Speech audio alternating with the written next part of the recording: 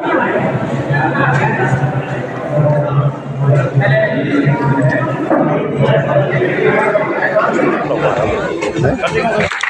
ग्राम स्वराज अभियान के अंतर्गत प्रशिक्षकों के प्रशिक्षण का आज पहला दिन है।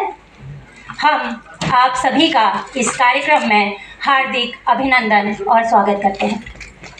निदेशक महोदया को कि आप सचिव सर को दीप प्रज्वलन हेतु आमंत्रित करें।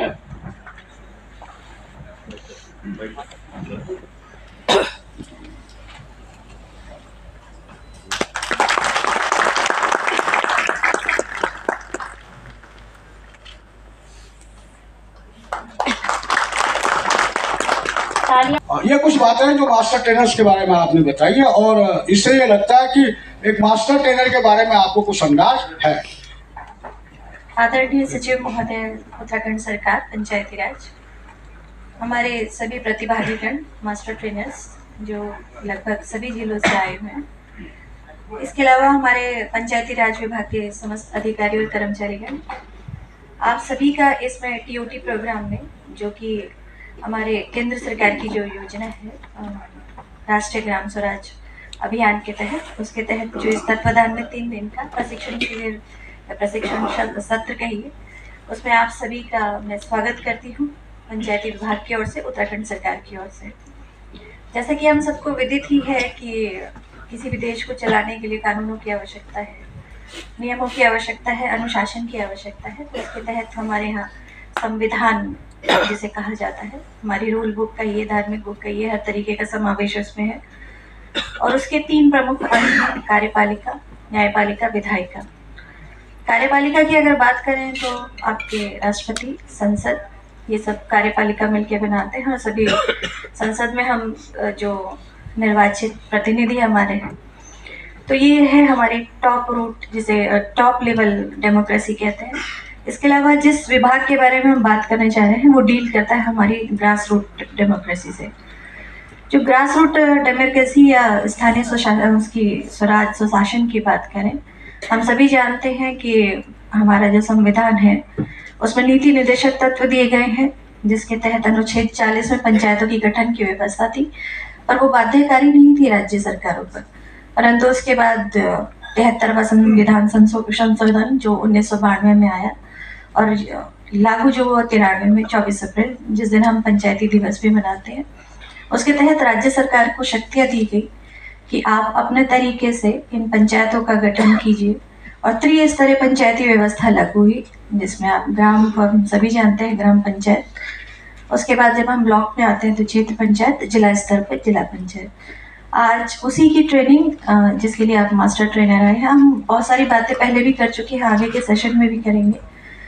कि जब 1992 में आप सभी जानते हैं कि विश्व बड़े तेजी से आर्थिक मंदी भी कहिए और बहुत तरीके की प्रॉब्लम से जूझ रहा था, खाड़ी के युद्ध अलग चल रहे थे, सीरिया टर्की अलग उलझा हुआ था और बहुत सारी चीज़ें अपने चरम पर थी।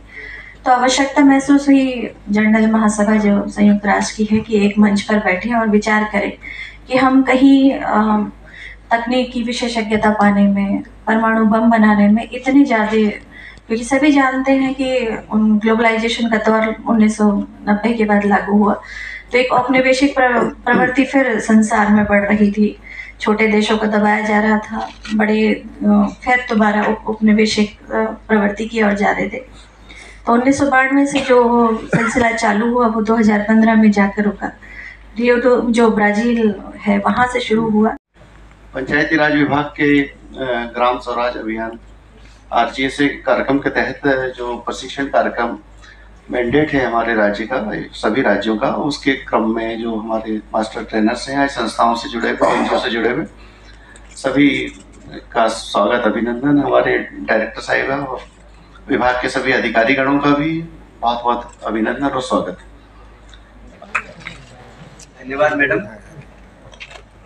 इस सभागार में उपस्थित हमारी पंचायती राज विभाग की निदेशक महोदया और हमारे विभाग के अन्य कर्मचारीगण, अधिकारीगण और उत्तराखंड राज्य के जो विकास में बहुत महत्वपूर्ण भूमिका निभा रहे हैं।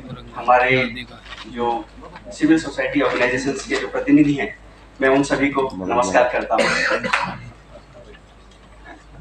जैसा कि मैडम ने एक छोटा सा उदाहरण दिया है, और अभी मैं जो है बार बार सुन रहा था कि पलायन बहुत ज़्यादा हो गया है, पलायन बहुत ज़्यादा हो गया है। तो समस्या तो है, लेकिन पलायन इतना बुरा भी नहीं है। और मैं जो आपको जो उदाहरण दिया, तो मैं भी जो है पलायन करके ही प्रधान बना, है ना। मैं जो है 12 साल घर से बाहर रहा, तो मुझे पलायन किया मैंने अपनी एजुकेशन के लिए, थोड़ा बहुत रोजगार के लिए। फिर मुझे लगा कि अब वापस जाना चाहिए। तो पलायन इतना भी बुरा नहीं है, और मैं पढ़ पाया हूँ पलायन की वजह से, मैं थोड़ा 2-4 लोगों से मिल पाया हूँ पलायन की वजह से, और जो कर पा रहा हूँ पलायन की वजह से, क्योंकि मुझे उन समस्याओं का जो है थोड़ा याद रहा है, उनकी जो मुझे क्या कह सकते हैं उसको, चिंता थी। ठीक है, तो मैं थोड़ा बीच में से है, मैंने सुना पहले, और सभी जो है पंचायतों में रहने वाले लोग हैं ज्यादातर लोग। इसमें ग्राम प्रधान कितने लोग हैं?